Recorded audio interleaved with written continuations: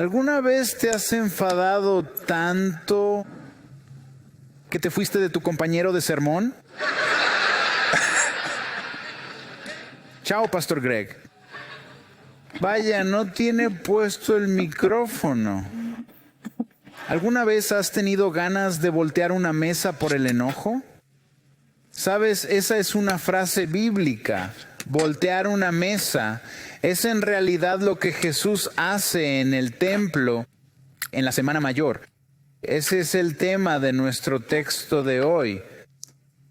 ¿Alguna vez has experimentado una injusticia, un enojo con el mundo, un enojo con cómo van las cosas? Estás tan desilusionado, tan fastidiado, que solo quieres tirar una mesa. La injusticia, sabes, tiene muchas apariencias y nos ataca de formas distintas. Hace unas pocas semanas me cobraron de más en una compañía. Fueron unos $20. No era mucho. Pero hombre, sentir que te han estafado. ¿A alguien le pasa eso? Es como si eso se acumulara en ti. Puede ocurrir de muchas formas distintas. Puede ser ignorado para un ascenso que sabes que mereces. Puedes ser un chico que intenta entrar en un equipo deportivo que sabes que mereces integrar y te cortan injustamente. Puedes tener a tu vecino siendo amigo del presidente de la asociación de vecinos, tener más malas hierbas que tú y no recibir avisos como tú. Las injusticias nos afectan de muchas formas y ese es nuestro enfoque hoy. Empezamos esta serie de predicación la última semana, la semana pasada, y estamos viendo cada día de la última semana de Jesús. Y la semana pasada recorrimos el domingo, que fue la entrada triunfal de Jesús en Jerusalén. Y al entrar en Jerusalén, lo encontramos recibido por las multitudes gritando, Hosana, Hosana. Bendito el que viene en el nombre del Señor. Y veremos que Jesús esta semana va y viene. Betania está a 2 millas al este de Jerusalén. Ahí viven sus amigos cercanos, 2 hermanas y un hermano, Marta, María y Lázaro. Hace 2 semanas resucitó a Lázaro de entre los muertos. Y él va y viene todos los días desde Betania hacia Jerusalén. Y así el día comienza con Jesús en el camino hacia Jerusalén. Y al entrar sucede algo extraño. Se encuentra con una higuera. Y esa higuera no tiene higos. Así que Jesús la maldice. Servirá como un símbolo de juicio sobre todo el día que Jesús ve a los pueblos de Israel, específicamente a los líderes. Verá que sus vidas no dan fruto. Y va a decir, Dios está trayendo juicio sobre ustedes. Y yo soy quien les trae ese juicio. Entonces Jesús, antes de entrar a Jerusalén, mirará hacia ella, llorará y rezará por Jerusalén. Y luego entrará en la ciudad. Y es cuando entra al templo y va a voltear las mesas. Uno de los eventos de Jesús peor entendidos, y eso veremos hoy. Hablaremos de la oración por Jerusalén, y vamos a hablar de Jesús en el templo. Es significativo, al recorrer el pasaje, que Jesús comience con este corazón de oración. De hecho, empieza con llanto. En Lucas capítulo 19, el pasaje inicia, estoy yendo por todas partes hoy. Marcador incorrecto. Lucas capítulo 19, el pasaje empieza y dice así en el versículo 41. Y cuando estuvo cerca, vio la ciudad, lloró por ella. Lloró por ella. Es importante hacer una pausa ahí. Escucho la frase de voltear mesas muy a menudo. Y escúchenos bien, no diremos que no debemos voltear mesas. Hay momentos en este mundo en que se nos dice que cerremos la boca, que no nos opongamos a las mentiras que se nos presentan, que no compartamos el evangelio como si, fuéramos buenos cristianos y solo nos quedamos quietos y callados. Y ese no es el caso, pero la manera en que hacemos algo es tan importante como hacerlo. Así que no es que Jesús entró al templo y luego explotó de ira y empezó a voltear mesas. Esa es una imagen equivocada. Escucha ese pasaje. Comienza de nuevo en el versículo 41. Y cuando estuvo cerca, vio la ciudad y lloró por ella. Su motivación no es ira para voltear mesas. Su motivación es pesar, es pena, es llanto. Recuerdo a mi rabino cuando era niño haciendo una pregunta que es un poco como una parábola. Y dijo, cuando el faraón y sus ejércitos se ahogaron en el Mar Rojo, ¿tenía Dios una sonrisa en su rostro o tenía lágrimas en sus ojos? Porque la respuesta a esa pregunta dice mucho sobre cómo percibes a Dios. Jesús lloró por Jerusalén. En el mundo actual trazamos bandos, creamos tribus y no es raro ver gente con carteles y letreros protestando algo. Y en general ves eso y ves gente gritando, roja de la cara, encendida de enojo. Y es bueno detenerse y ver a Jesús con lágrimas en sus ojos, con llanto. Y el pasaje sigue entonces. Y cuando se acercó, vio la ciudad y lloró por ella diciendo, si tan solo tú hubieras sabido hoy las cosas que traen la paz, pero ahora están ocultas a tus ojos, porque vendrán días sobre ti en que tus enemigos te pondrán un muro y te rodearán y te apretarán por todos lados y te derribarán hasta el suelo, a ti y a tus hijos dentro. Y no dejarán ni una piedra sobre otra en ti, porque no reconociste el tiempo de tu visita. Jesús anuncia la destrucción de Jerusalén. Dice que este templo, esta ciudad, este templo será destruido, tanto que no quedará ni una piedra sobre otra. Y eso pasó esencialmente 35 años después, en el 70 después de Cristo. Tito entró y destruyó el templo en Jerusalén. Y cuando pensamos en la destrucción del templo, a veces pensamos en ello como una gran catedral. Visitamos una gran catedral en Europa o en algún sitio y nos sentamos. Pensamos en la majestuosidad de este edificio. Pero la diferencia entre una gran catedral y una iglesia pequeña no es mucho. El edificio es muy diferente, pero lo que pasa dentro es básicamente lo mismo. Eso no es verdad en el templo. Lo que sucede en el templo no ocurre en una sinagoga. Y lo que sucede en una sinagoga no sucede en el templo. El templo es el único lugar en toda la tierra donde los sacrificios pueden ocurrir. Toda la estructura religiosa del Antiguo Testamento sobre los sacrificios por el pecado, todo eso desaparece en el año 70 después de Cristo. Y desde ese día hasta ahora, ningún judío en ninguna parte del mundo ha tenido un sacrificio por su pecado, salvo Jesús. Todo fue derribado.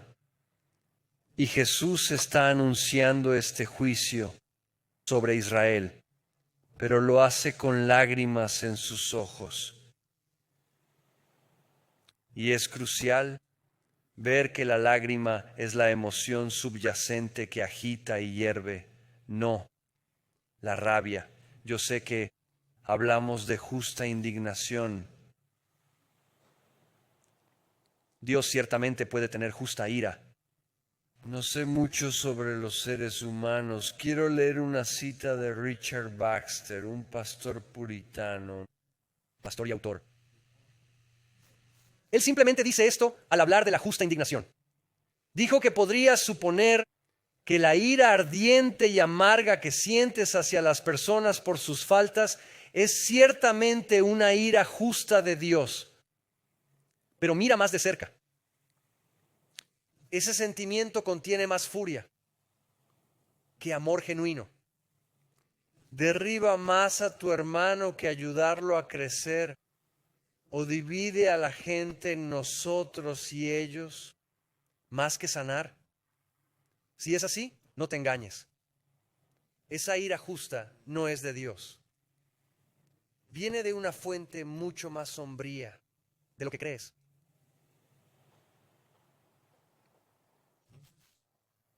Jesús va hacia el templo y tiene lágrimas en sus ojos. Jesús probablemente está en el Monte de los Olivos mientras observa Jerusalén y está orando. Y luego se dirige a Jerusalén y al templo. Ahora Jesús provenía de una familia judía fiel. Había estado en ese templo docenas de veces, quizás cientos de veces en su vida. Es interesante que incluso en su ministerio, esta es probablemente su cuarta visita al templo en su ministerio. Había estado allí con regularidad. Así que una pregunta debería resonar en nuestras cabezas. ¿Por qué ahora? ¿Por qué en este momento, a pocos días de morir, por qué es ahora que Jesús va a reaccionar al sistema que está en el templo? Así que leamos el texto y veamos qué pasa. Y escuchen con atención. Vamos a ir a Marcos. Esto pasa en Mateo, Marcos y Lucas. Estábamos en Lucas, así que pueden leer el relato allí también. Marcos contiene algunos detalles más, así que iremos a Marcos y lo leeremos allí. Dice esto en Marcos 11, comenzando en el versículo 15. Y llegaron a Jerusalén. Y él, Jesús, entró en el templo y empezó a echar fuera a los que vendían y a los que compraban en el templo. Y volcó las mesas de los que cambiaban dinero y los asientos de los que vendían palomas. Y no dejaba que nadie transportara nada a través del templo. Y les enseñaba y les decía, ¿no está escrito? Mi casa será llamada casa de oración para todas las naciones. Pero ustedes la han convertido en un antro de ladrones. Jesús entra y presenta acusación contra los que dirigen el templo. Han torcido los propósitos de Dios sobre lo que se supone que debe ocurrir en el templo. Ahora, para entender eso, realmente necesitamos entender qué está pasando en el templo. ¿Cómo se ve el templo? Así que les mostraré una pequeña imagen aquí, una visualización de cómo se veía el templo en el tiempo de Jesús. Y mientras eso aparece, verán que si pueden visualizarlo, el centro del templo es el lugar santísimo. Pueden ver el lugar elevado en medio del templo. Ese es el lugar donde mora la presencia de Dios. Es donde está el arca del pacto. Es un lugar increíble donde está la presencia de Dios. Y luego, rodeando ese lugar santísimo, está el lugar en el que tienen lugar los sacrificios. Esto es cuando se hacen las ofrendas dentro de los muros interiores. Ahora pueden ver que la gran mayoría de ese templo es como esto. Nada realmente, nada está pasando allí afuera. Eso se llama los patios exteriores y es el único lugar donde un gentil podía entrar. Si venías de las naciones, si estabas interesado, si habías oído historias sobre el Dios de Israel, querías venir a las fiestas principales, a la Pascua y experimentar esto, entonces vendrías de tierras cercanas y entrarías en ese patio exterior. Y lo que había ocurrido durante el tiempo de Jesús es que se convirtió en un lugar de transacción. Y en ese lugar de transacción vemos cómo se tuercen los propósitos de Dios para su pueblo allí. Porque se convirtió en un lugar en el que hay cambistas. Empezaron a establecerse allí para cambiar dinero a la moneda de la época. Es un lugar en el que tienes sacrificios siendo vendidos. Necesitas un sacrificio para hacer tu sacrificio. Bueno, necesitas un sacrificio aprobado por el templo y ese se está vendiendo. Y así todo esto se convirtió realmente en esto. Todos los patios exteriores se convirtieron en un mercado. Y Jesús dice, ¿No entienden los propósitos de Dios para su templo? Se supone que es un lugar de oración, un lugar de encuentro con Dios. Y claro, si eres un judío varón, entonces puedes ir a los patios interiores y tener un lugar de adoración tranquila.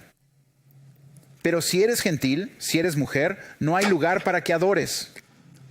Se ha convertido en un mercado ruidoso y ajetreado.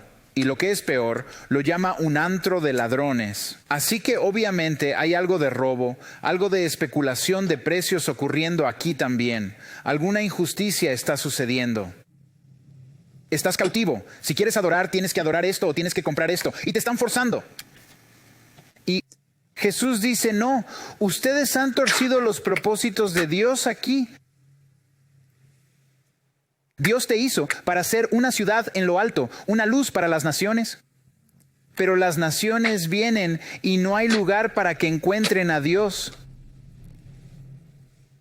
¿Crees que puedes simplemente ir a Costco después de la iglesia y arrodillarte en el pasillo y orar y encontrar a Dios allí? No es un lugar de rezo. Convirtieron el templo en Costco. Y Dios dice que eso no está bien.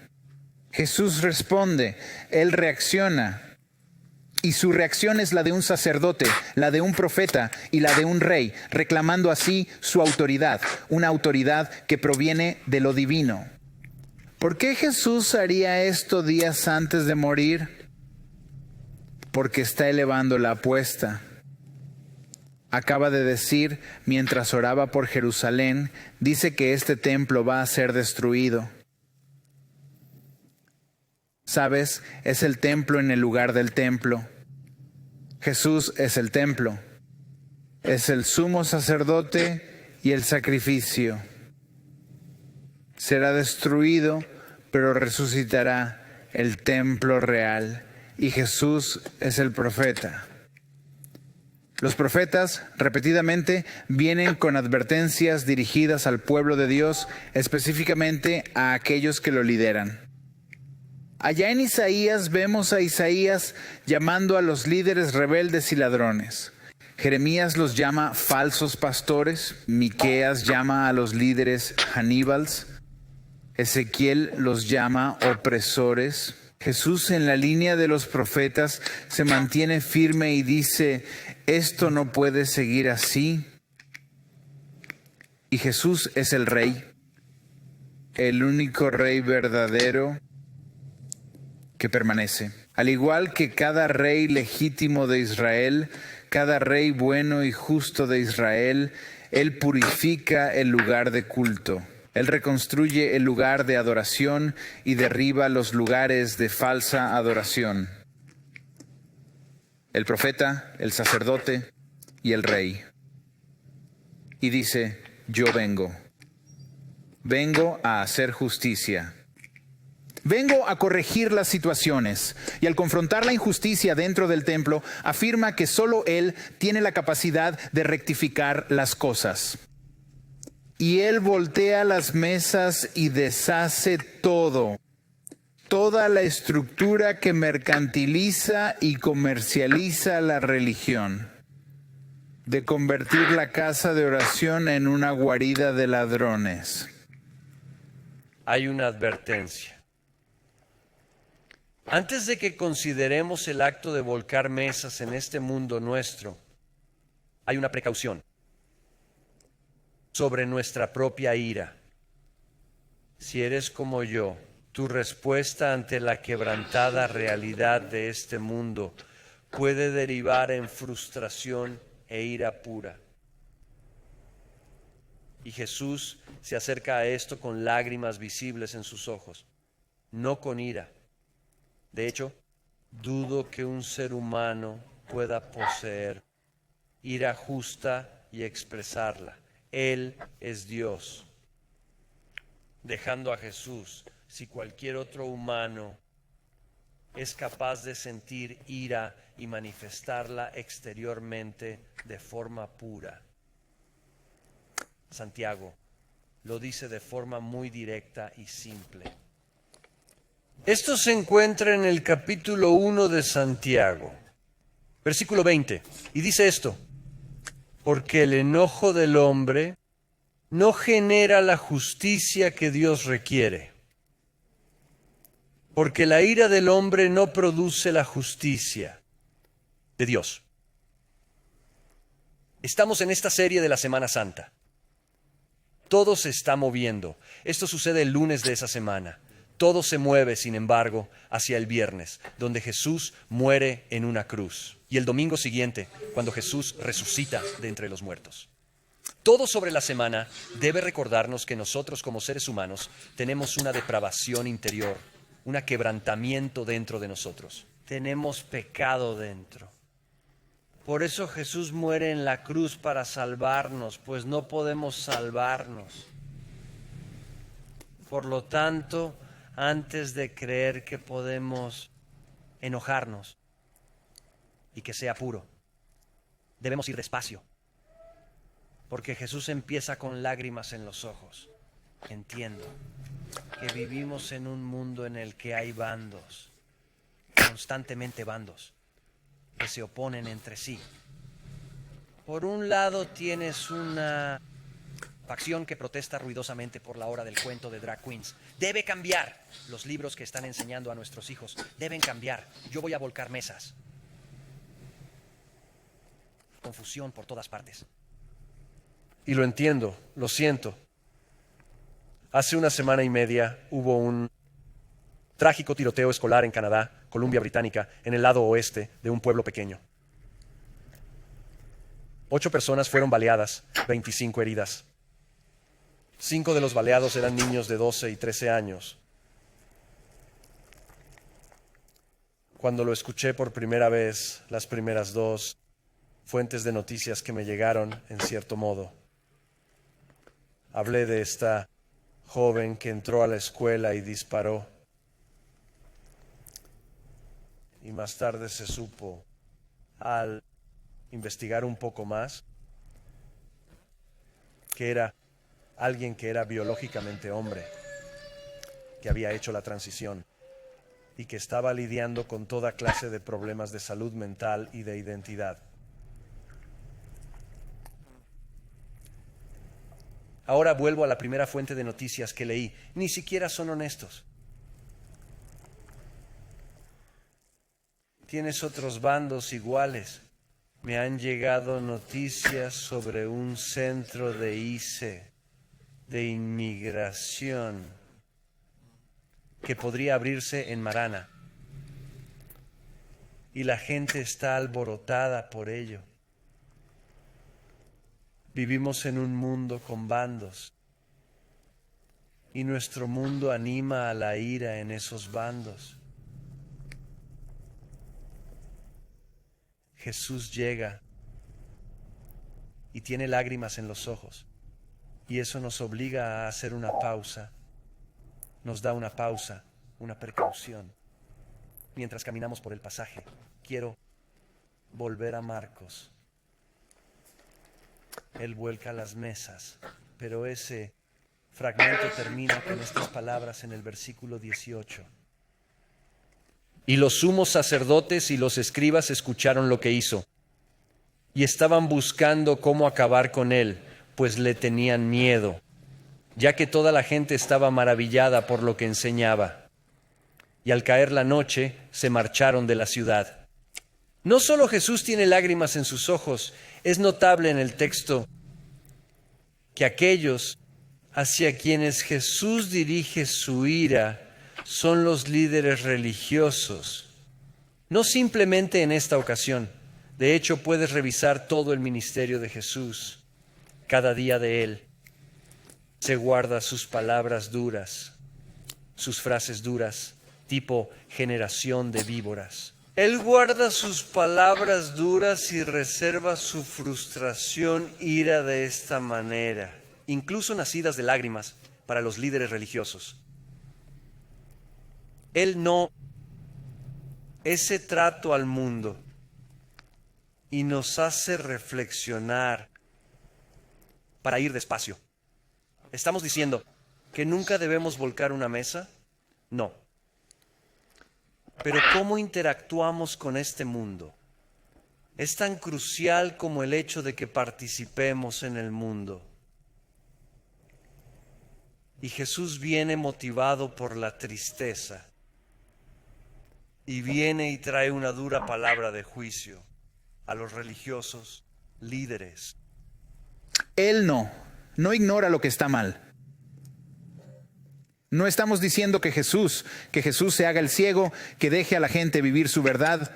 Eso es un disparate, no es lo que pasa. No estamos diciendo que estas cosas no se escalen y que no haya realidades de una respuesta más fuerte y alta a algunos problemas que a otros. Pero la realidad es que tenemos que seguir los pasos de Jesús. Y sí, si vamos a ser quienes enfrentan la injusticia en este mundo, como dice Jesús, debemos plantearnos ciertas preguntas para garantizar que estamos andando al lado de Jesús y de su sentir por las injusticias del mundo. Así que queremos finalizar formulando 4 interrogantes acerca de cómo actuar al toparnos con la injusticia en el mundo. 4 preguntas. Empecemos con lo siguiente. En primer lugar, ¿sientes lágrimas o enojo por aquellos que son obstinados de corazón hacia Dios? ¿Tienes llanto o furia hacia los insensibles a Dios? En la segunda carta de Pedro, leemos estas palabras sobre el corazón de Dios hacia quienes son tercos con Él. Dice en 2 de Pedro 3, 9. El Señor no se demora en cumplir sus promesas. Algunos lo ven como lentitud, pero es paciente con ustedes. No queriendo que nadie se pierda, sino que todos alcancen el arrepentimiento. Mi tentación al experimentar injusticia es ir directo al campo de la cólera. Yo voy rápido a ese lugar interiormente y a voltear mesas, al menos en mi mente, si no en mis actos. Y la invitación de Jesús hoy, en esta última semana de su vida, es que si vamos a entrar en el territorio de la ira, primero debemos pasar el puente del pesar. Si vamos a entrar en la tierra de la ira, tenemos que caminar sobre el puente del dolor. Tenemos que lamentarnos como Dios se lamenta. Y Dios sufre. Él se duele por el mal, el pecado, la maldad en este mundo.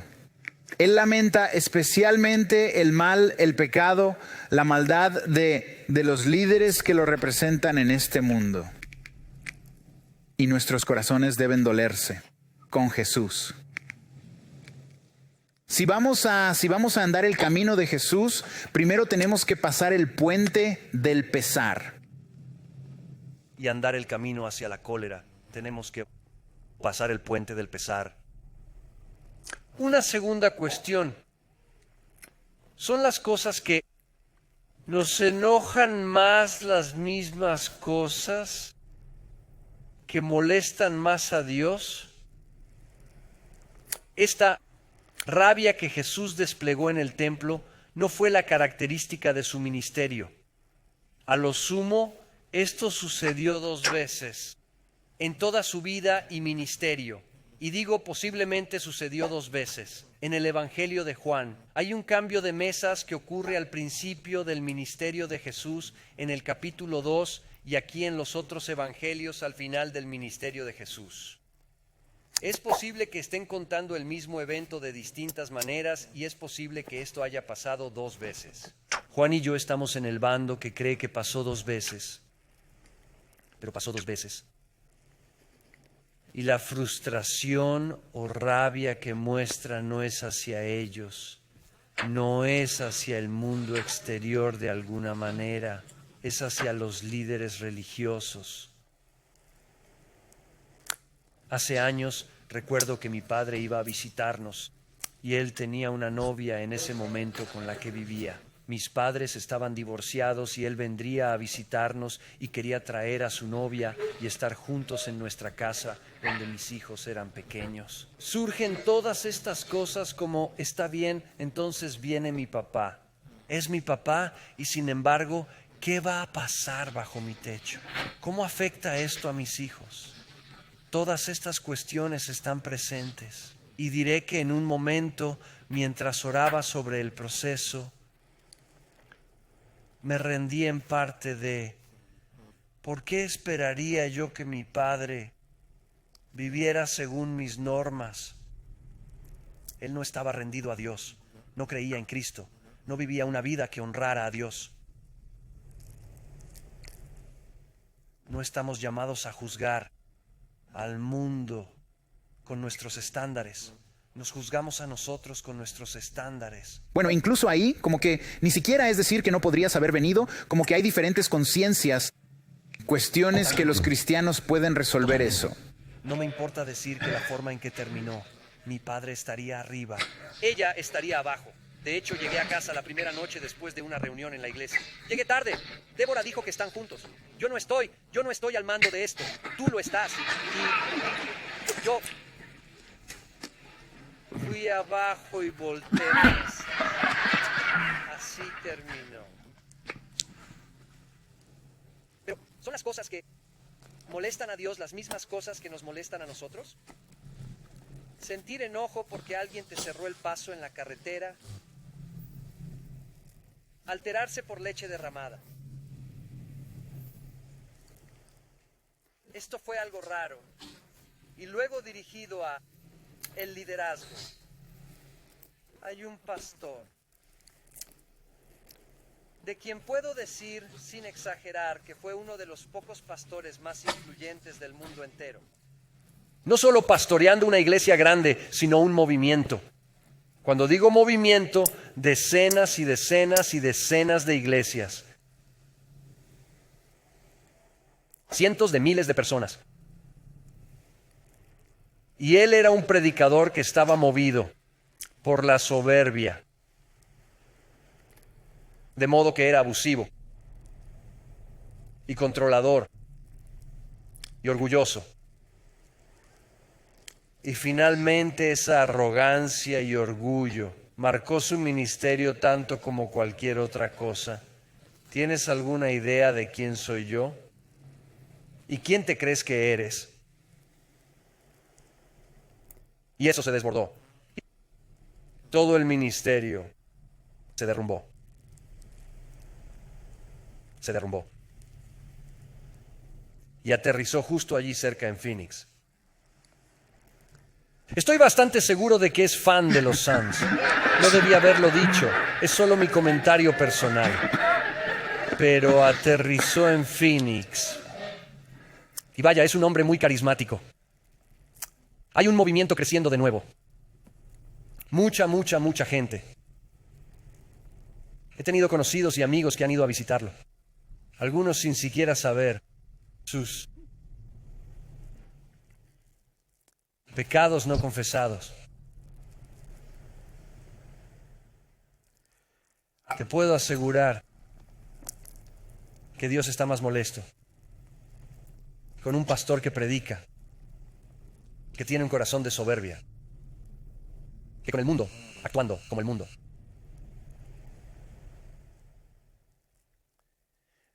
Tenemos que asegurarnos de que las lágrimas son el puente que nos lleva a la frustración o la ira. Y tenemos que asegurarnos de que las cosas que están molestando a Dios son las cosas que nos están enojando a nosotros. Quiero decir, eso es algo humillante. Somos el centro del objetivo y eso es bíblico. ¿Quieres ser líder? Dios dice, entonces cargarás con un peso más grande, una carga más pesada, una responsabilidad mayor. Y Jesús arremete contra los líderes religiosos que han distorsionado el corazón de Dios, que se han convertido en una barrera para la adoración, como los profetas antes de él. Eso debería hacernos temblar.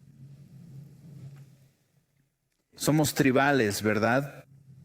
Simplemente por naturaleza. Somos gente muy tribalista, así que me encantan los deportes de cualquier clase. Soy seguidor de los Suns y mi jugador que menos me agrada en toda la NBA. Los Suns lo canjearon este receso y me encontré durante la temporada. Como que te excusas al tipo, ¿no? Como, bueno, no es tan pendenciero. Él está fortaleciendo al equipo, ¿verdad? Como este sujeto. Pero como ahora es de mi tribu, lo estoy defendiendo. Es lo que hacemos. Y Jesús dice, en realidad, el núcleo mismo de tu crítica debería centrarse más en tu propia gente, porque si sois el pueblo de Dios, reflejan mi corazón a este mundo. Tercera pregunta. ¿Te has sacado la viga de tu propio ojo? Jesús nos pide cuentas en sus enseñanzas.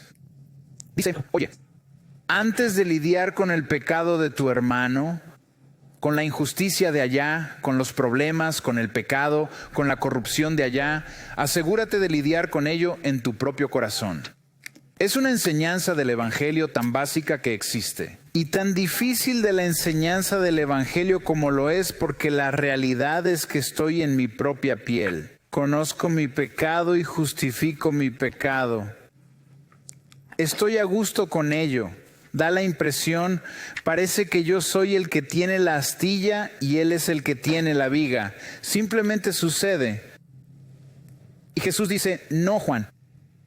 Empiezas aquí, empiezas con tu propio corazón, empiezas con el arrepentimiento y te quitas la viga de tu propio ojo primero. Ahora nota lo que dice Jesús. Él no dice entonces y no trates a tu hermano. No, el amor por mi hermano dice, yo empiezo con el arrepentimiento de mi corazón y luego al cruzar ese puente intervengo y con amor, con misericordia, con pena, trato la astilla en el ojo de mi hermano. Pero invertir eso, saltar y tratar esa astilla primero, siempre revelará arrogancia, orgullo y pecado primero en mi corazón. Y Jesús dice, tengo que lidiar con eso primero. Quiero izar la bandera blanca. Simplemente confesaré en cada situación como esa. Es muy duro para mí pensar que es la mota en el ojo de la otra persona. Puedo decirlo incluso teológicamente que eso es cierto, pero de alguna manera en mi corazón siento que esa es la verdad. Ellos tienen la viga en el ojo. Esto es ser humano. Son las lágrimas, el motor que nos lleva a las frustraciones. ¿Son las cosas que molestan a Dios las que nos molestan a nosotros? ¿Nos quitamos la viga de nuestro propio ojo antes de acercarnos a la paja en el ojo de un hermano? Y finalmente, una cuarta pregunta. ¿Está nuestra vida marcada por la oración? Jesús ora por Jerusalén al entrar, con llanto. Él entra diciendo que debe ser una casa de oración. El pasaje gira en torno a la oración. ¿Cómo es que tendremos lágrimas? Sean el motivador fundamental aparte de la oración para rendirnos, para dejar de lado nuestras preferencias, nuestros deseos, nuestras frustraciones. ¿Cómo es que las cosas que enojan a Dios serán las cosas que nos enojan a nosotros? En oración, al renunciar a nosotros mismos, a Dios le preocupa mucho el consumismo en su iglesia. A Dios le preocupa mucho que los excluidos no reciban atención, que las mujeres y los gentiles no tengan un lugar para adorar. A Dios le preocupan las cosas, pero ¿cómo podemos dejar de lado nuestras preferencias para preocuparnos por lo que le preocupa a Dios? Oración. ¿Cómo es? Diré por mí que puedo ver la viga en mi propio ojo antes de mirar la paja en el ojo de otro. La única respuesta a eso es la oración. No viene de mí. En mí hay suficiente pecado, soy muy consciente de ello, que al final del día de alguna manera asumiremos que tengo una paja en mi ojo y ellos tienen una viga allí. Cuando nos acercamos a Dios en oración y lo dejamos ir, hay un momento para voltear mesas en este mundo? Sí. Pero ¿cómo lo hacemos? Es tan importante como lo que hacemos. ¿Orarías conmigo?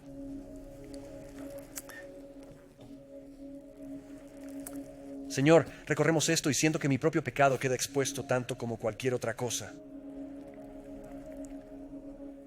Protégeme del orgullo de pensar que el enojo está bien o que es de alguna manera justo. Pero ayúdame a sentir como tú sientes y ver como tú ves y amar como tú amas. Y Señor Jesús, en los momentos de tomar una postura en este mundo, ayúdanos a hacerlo con gracia, que realmente pueda transformar y realmente hacer una diferencia. Jesús, gracias por voltear las mesas. Gracias por hacerlo con lágrimas en tus ojos. En el precioso nombre de Jesús oramos. Y todos dijeron juntos: Amén. Vamos a ponernos de pie.